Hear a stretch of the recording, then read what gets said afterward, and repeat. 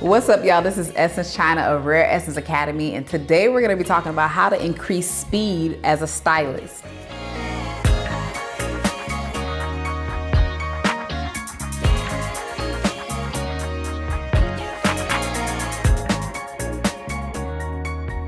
So I want y'all to say this with me. A slow stylist is a distracted stylist. A slow stylist is a distracted stylist.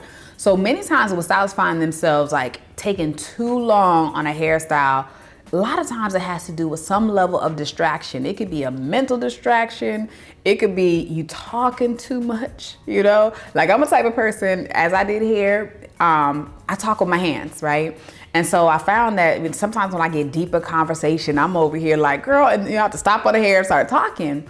And I didn't even realize how much that was slowing me down as a stylist, right?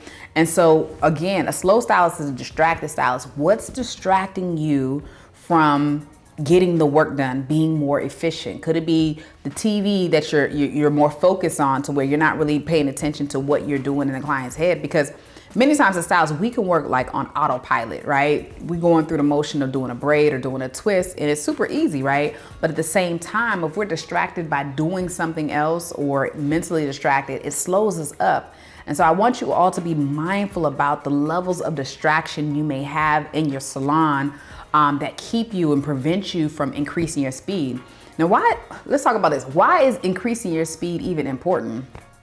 Okay, number one, increasing your speed is important because it literally is going to be something that positions you to be an in-demand stylist, right? Because clients value their time.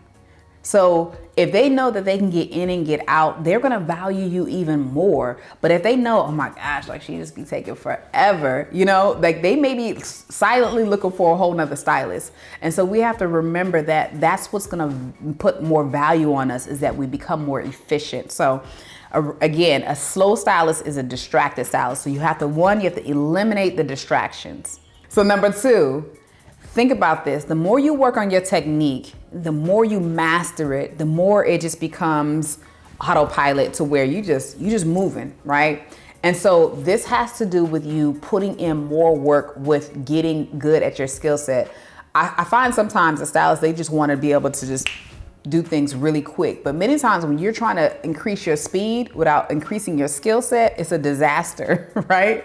So you first have to increase your skill set to where you just become like, it's muscle memory. You just getting it done. And then the speed comes as you become more comfortable with the technique that you've already learned. So I always say, don't put too much pressure on the speed at first. Master the technique, right? And then as you master the technique, the speed is going to naturally come. So give yourself some grace when it comes to that, right? Now, number three is something that should be super easy. I know it was always easy for me. I love music. I love music. And so many times before I will play a movie in the salon, I am listening to some music that has a rhythm, that has a pace, that has a momentum that helps me to just stay on task. So you have to develop a rhythm. After you practice and you've got the technique, you start listening to some good music, it's gonna keep you on point. And so you have to develop that rhythm, and that rhythm is going to take you to a whole nother level, I'm telling you right now. So develop a rhythm. Number four, you have to start evaluating how you can save time. Like I think so many times stylists are doing way too many movements with their services. Like, okay, if you're doing some 2-strand twists, or if you're doing some box braids or some stitch braids, the amount of time that you have to take to reach for a piece of hair, or if you're separating hair, or if you're, using too many movements, you don't even realize how much that is just lengthening the time that you're on one client. So we have to think about how we can be more efficient. I'm gonna give you an example. When I used to do hair, when a lot of my clients were males, I had to put rubber bands on the ends of all of their hair, right? So one way to shave off time is I would put the rubber bands all on my fingers. So I went through, I'm not having to keep on grabbing within the rubber bands to put them on my client's hair. They're already on my finger. So I'm just pulling it off, wrapping it down, going to the next one, wrapping it down. And that literally made me so much faster. And so you have to understand that, like, you have things that can actually help you save time, but you got to think about, okay, how can I shave time off of this, right? That's going to make you not just faster with your skill, but just with the service overall, because again, clients value their time. And the more that they see that you value your time, the more you're going to be in demand as a stylist.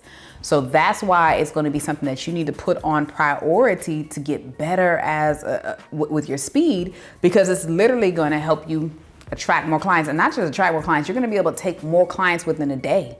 Come on now, just imagine if you can take 15 minutes off of one service and say you're servicing 5 to 6 people a day, that's a whole nother client you could fit in for the day. Now imagine if a whole nother client you fit in for the day is $85, or say, let's just say, I don't know, let me think of a quick number, $50, right? Let's just say $50, $60.